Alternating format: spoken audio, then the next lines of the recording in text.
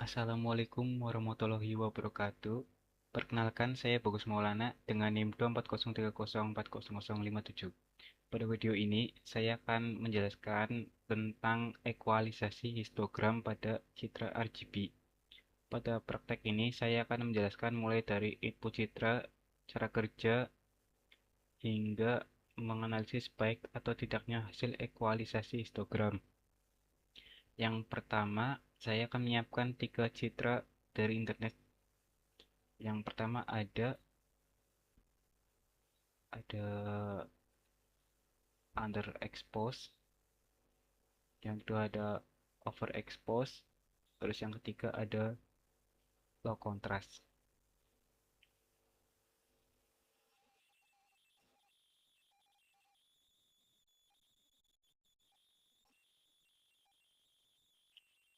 Sebelum masuk ke proses histogram, perlu dipahami bahwa gambar digital sebenarnya dibaca sebagai kumulat angka pixel. Karena citra yang digunakan adalah citra berwarna, maka setiap pixel memiliki 3 nilai warna. Pada OpenCV, urutannya adalah VGR, yaitu blue, green, dan red. Ini contohnya, satu pixel bisa memiliki nilai seperti 20, 35, 80. Artinya yang pertama itu blue-nya itu 20. Yang kedua ada green-nya itu 35. Dan yang ketiga itu red-nya itu 80.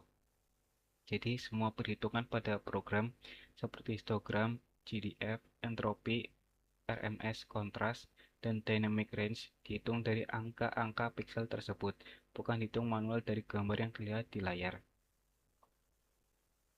Lalu selanjutnya saya akan menjalankan program Python-nya. Kita ketik saja Python, lalu nama file kita, terus kita enter.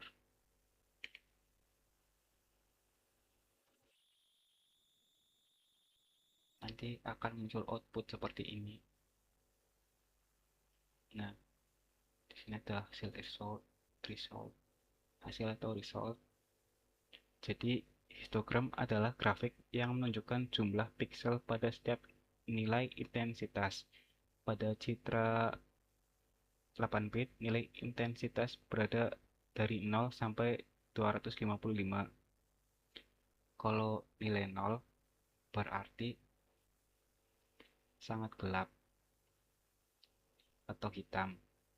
Kalau nilai 255 berarti sangat terang atau putih. Cara baca histogram itu, jika histogram menumpuk ke kiri, berarti citra dominan gelap. Nih ya. Jika histogram menumpuk ke kanan, berarti citra dominan terang. Jika histogram tidak menyebar luas, berarti citra memiliki kontras yang rendah. Nih. Sebelum melakukan equalization, program perlu menghitung berapa banyak pixel yang memiliki nilai intensitas tertentu. Secara teori, probabilitas intensitas dihitung dengan rumus ini ya teman-teman. Nah, contohnya itu jika sebuah citra memiliki 100.000 pixel, lalu ada 5.000 pixel yang memiliki intensitas 50, maka probabilitasnya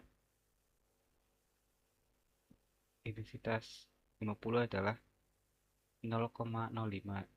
Jadi ini hitungannya itu 5% pixel pada citra tersebut memiliki intensitas 50.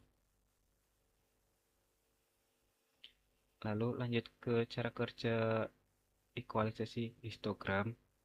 Ekualisasi histogram bekerja dengan menggunakan GDF atau Cumulative Distribution Function.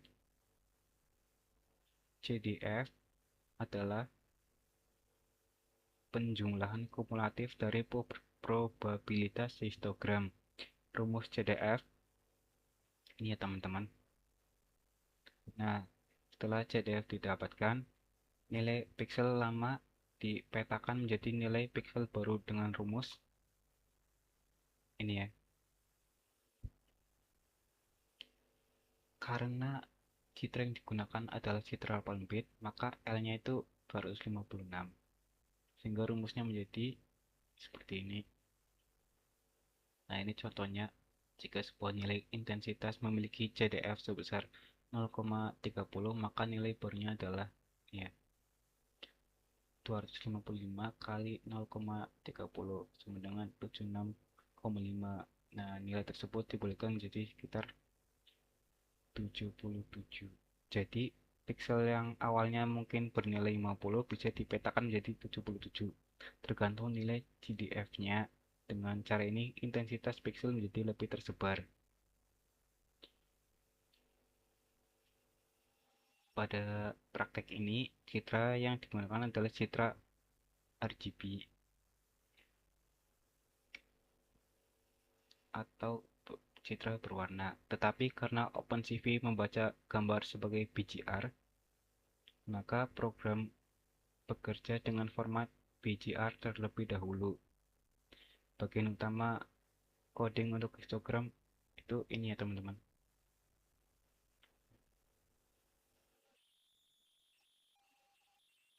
Nah, di baris ini pertama itu berfungsi sebagai mengubah citra dari BGR ke YCRGB. Pada ruang YCRGB, channel Y menyimpan informasi kecerahan atau luminasi. Terus channel CR dan CB menyimpan informasi warna. Lalu yang baris kedua ini ya. Berarti histogram equalization dilakukan hanya pada channel Y, yaitu channel kecerahan. Fungsi ini CV2 equalization is di sini menghitung histogram, lalu menghitung CDF, lalu memetakan nilai piksel lama menjadi nilai baru sesuai rumus equalization. Terus baris ketiga atau sintak ketiga berfungsi mengubah citra kembali menjadi berfungsi mengubah citra kembali dari YCRGB ke VGR agar hasilnya menjadi citra berwarna lagi. Alasannya hanya channel Y yang diproses adalah supaya kontras kecerahan citra diperbaiki, tetapi warna tidak berubah terlalu ekstrem. Kalau channel RGB diproses dalam satu persatu, warna citra bisa terlihat tidak natural. Nah, terus kita lanjut ke output. Di sini kan tadi saya sudah jalankan programnya. Ini outputnya. Di dalam output gambar itu ada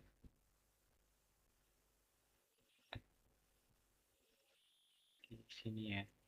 Ini di result ada citra original, terus histogram original, terus ada citra setelah HE, terus histogram setelah HE, lalu CDF channel Y, dan grafik matrix kualitas. Jadi hasil tidak hanya dilihat dari gambar, tetapi juga dari histogram dan angka metrik. Lalu sekarang saya akan jelaskan hasil dari masing-masing citra setelah saya menjalankan programnya. Nah, pada citra expose, underexpose maksudnya, pada gambar original terlihat sangat gelap. Ya. Histogram original juga menumpuk di sebelah kiri yang berarti mayoritas piksel memiliki intensitas rendah. Setelah dilakukan histogram equalization, gambar menjadi lebih terang, detail objek terlihat lebih terlihat maksudnya. Histogram setelah HE juga menyebar dibandingkan dengan histogram awal. Ini output dari underexposed. Nah, cara menghitungnya itu di bagian entropi itu selisihnya ya. Jadi hitungannya itu ini setelah HE dikurangi original, maka hasilnya ini ya. Sama juga termasuk RMS kontras itu hasilnya itu dari selisih ya, selisih setelah HE dikurangi original ya. Jadi entropi naik sebesar ini ya, dan RMS kontras naik, tetapi dynamic range tetap di 1 karena citra dari awal sudah memiliki nilai pixel minimum dan maksimum. Kesimpulan dari citra underexposed adalah hasilnya baik. Alasannya, secara visual detail lebih terlihat, histogram lebih menyebar, entropi naik, dan RMS kontras meningkat sangat besar. Namun ada sedikit catatan, karena citra awal sangat gelap, beberapa noise menjadi lebih terlihat setelah proses equalization. Lalu lanjut ke overexpose. Pada citra overexpose, gambar original memiliki area sangat terang bagian atas. Histogram original banyak berada di sebelah kanan, yang menunjukkan banyak pixel bernilai tinggi atau mendekati putih. Nah, setelah histogram equalization, ya, distribusi histogram menjadi lebih menyebar. Beberapa detail terlihat lebih jelas, tetapi bagian yang sudah terlalu putih tidak bisa sepenuhnya dikembalikan. Ini output yang di terminal. Nah, ini outputnya ya. Jadi entropi itu naik, tetapi RMS kontras turun. Ini minus ya. Untuk dynamic range itu tetap ya 1. Kesimpulan dari citra overexposed ini, hasilnya cukup, tetapi tidak sepenuhnya baik. Alasannya, entropi naik dan histogram lebih menyebar, tapi RMS kontras turun. Selain itu, area yang sudah terlalu terang atau saturasi tidak bisa dipulihkan.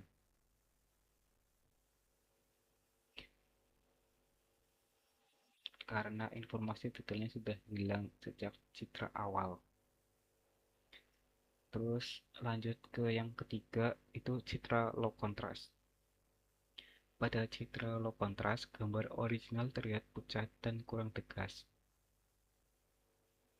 Perbedaan antara objek dan latar belakang itu tidak terlalu kuat.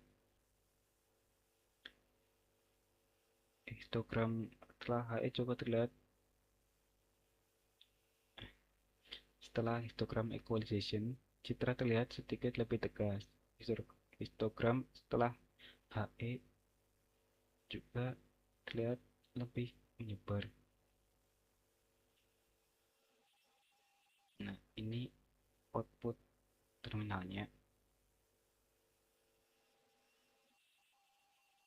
Jadi entropi naik, ini ya, naik. Tetapi RMS kontras turun, jadi minus. Nah, di dynamic range itu tetap 1. Kesimpulan citra low contrast adalah hasilnya cukup, tetapi peningkatannya tidak terlalu besar karena secara visual ada sedikit meningkatkan ketegasan gambar dan entropi naik sedikit. Namun RMS kontras turun sehingga secara metrik peningkatan kontras tidak terlalu kuat. Nah, dari tiga citra yang diuji, hasil paling baik terdapat pada citra underexposed. Pada citra underexposed, histogram equalization ya, equalization berhasil membuat citra jadi lebih jelas. Detail yang sebelumnya gelap menjadi terlihat dan histogram lebih menyebar, entropi naik, RMS kontras meningkat besar. Jadi histogram equalization dikatakan baik jika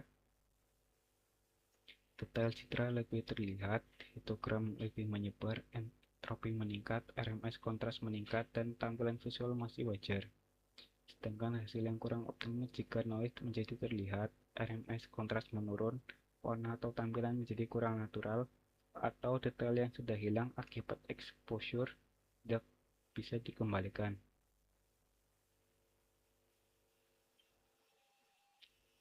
Kesimpulan umumnya, histogram equalization memang dapat membantu meningkatkan kualitas citra, tetapi hasilnya bergantung pada kondisi citra awal. Karena itu, analisis hasil harus dilakukan dengan melihat gambar visual, histogram, dan metrik kualitas secara bersama-sama. Demikian penjelasan saya mengenai equalization histogram pada citra RGB. Mungkin segitu doang. Terima kasih dari saya. Wassalamualaikum warahmatullahi wabarakatuh.